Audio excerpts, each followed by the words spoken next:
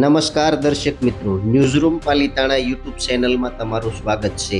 ગુજરાતના ખેડૂતો માટે સરકારે કરી દીધી છે મોટી જાહેરાત। ગુજરાત સરકારે 10 નવી યોજના લાગુ કરી છે, જેમાં રૂપિયા 26,000 કરોડથી પણ વધારે સહાય કરી છે। તો કઈ કઈ છે 10 યોજના અને કઈ કઈ યોજનામાં કેટલા રૂપિયા સરકારે ફાળવ્યા છે, આ બધી માહિતી હું તમને આ સરળ ભાષામાં વિડીયોમાં સમજાવવાનો છું। અને ચેનલમાં નવા છો તો પ્લીઝ ચેનલને સબસ્ક્રાઇબ કરવાનું જોતા નહીં, પૂરેપૂરો વિડીયો જોશો એટલે માહિતી તમને સમજાઈ જશે। ખેડૂતોને લઈને મહત્વની જાહેરાત કરતા ભૂપેન્દ્રભાઈ પટેલે સરકારના નાણામંત્રીએ જણાવ્યું હતું કે ખેડૂતોને આગામી સમયગાળામાં રવિ પાક તેમજ ઉનાળુ પાક માટે પણ વ્યાજ સહાય મળી રહે તે માટે નવી યોજનાની જાહેરાત કરવામાં આવી છે। ગુજરાતમાં ખેડૂતોની આવક વધારવા માટે સરકાર સક્રિય હોવાનું જણાવતા નાણાપ્રધાને કહ્યું કે પ્રાકૃતિક ખેતીને પ્રોત્સાહન આપવામાં આવી રહ્યું છે।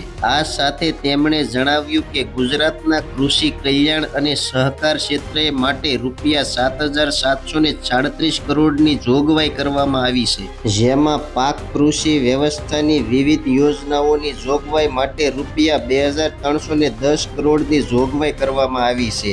રાષ્ટ્રીય કૃષિ વિકાસ યોજના અંતર્ગત કૃષિ અને સંલગ્ન ક્ષેત્રોમાં વિવિધ પ્રોજેક્ટ માટે જોગવાઈ માટે રૂપિયા 231 કરોડ ફાળવવામાં આવ્યા છે। સંપૂર્ણ દેશી ગાય આધારિત પ્રાકૃતિક ખેતી કરતા ખેડૂતોને ગાયના નિભાવ માટે ખર્ચ જોગવાઈ રૂપિયા 213 કરોડ આપવામાં આવ્યા છે।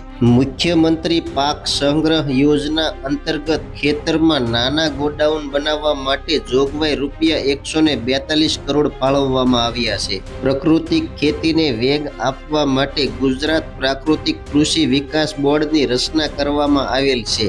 આ બોર્ડ ખેડૂતોને આ અભિયાન સાથે જોડી કૃષિ ઉત્પાદન વધારવા માટે કાર્ય કરશે, તે માટે જોગવાઈ રૂપિયા 100 કરોડ સર્વગ્રાહી કૃષિ વ્યવસ્થા નીતિ અંતર્ગત એગ્રો અને ફૂડ પ્રોસેસિંગ એકમોને સહાય આપવામાં જોગવાઈ રૂપિયા 100 કરોડ કરવામાં આવી છે। ખેડૂતોને મલ્ટીપર્પઝ ઉપયોગ માટે એક ડ્રમ તથા પ્લાસ્ટિકના 2 ટકોર વિના મૂલ્યે આપવા માટે જોગવાઈ રૂપિયા 54 કરોડ આપવામાં આવી છે। ડ્રોનના ઉપયોગથી ખાતર અને જંતુનાશક દવાઓનો છંટકાવ કરી ઉત્પાદન વધારવા અને કૃષિ ઇનપુટનો ખર્ચ ઘટાડવા જોગવાઈ રૂપિયા 35 કરોડ સહાય કરવામાં આવી છે।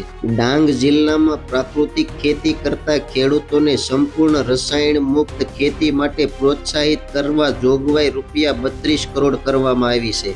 વન્ય પ્રાણીઓ દ્વારા પાકને થતું નુકસાન અટકાવવા ખેતરને પ્રત્યે સોલાર પાવર ફેન્સિંગ સહાય માટે જોગવાઈ રૂપિયા 20 કરોડ સહાય કરવામાં આવી છે। ખેડૂતોને સમયસર અને પૂરતા જથ્થામાં રાસાયણિક ખાતર પૂરું પાડવા ખાતર સંગ્રહ માટે જોગવાઈ રૂપિયા 17 કરોડની સહાય કરવામાં આવી છે। કૃષિ ઉત્પાદનોમાં વાહન પરિવહન માટે માલવાહક વાહનની ખરીદી ઉપર સહાય આપવા જોગવાઈ રૂપિયા 15 કરોડની સહાય કરવામાં આવી છે। નર્મદા યોજના માટે 26,090 કરોડની જોગવાઈ કરવામાં આવી છે। કૃષિ યુનિવર્સિટી માટે રૂપિયા 700 કરોડની સહાય કરવામાં આવી છે। ગૌ માતા યોજના માટે રૂપિયા 500 કરોડની સહાય કરવામાં આવી છે। બાગાયત માટે રૂપિયા 360 કરોડની સહાય કરવામાં આવી છે। સાગર ખેડૂતો માટે રૂપિયા 230 કરોડની સહાય કરવામાં આવી છે। બંદોરના વિકાસ માટે રૂપિયા 221 કરોડની સહાય કરવામાં આવી છે। બાગાયત ખાતાની યોજના માટે રૂપિયા 329 કરોડની જોગવાઈ કરવામાં આવી છે। પશુપાલન અને સાર સંભાળ માટે રૂપિયા 300 કરોડની સહાય કરવામાં આવી છે। મધક્રાંતિને વેગ આપવા રૂપિયા 10 કરોડની સહાય કરવામાં આવી છે। કમલમ ડ્રેગન ફ્રૂટ માટે રૂપિયા 10 કરોડની સહાય કરવામાં આવી છે।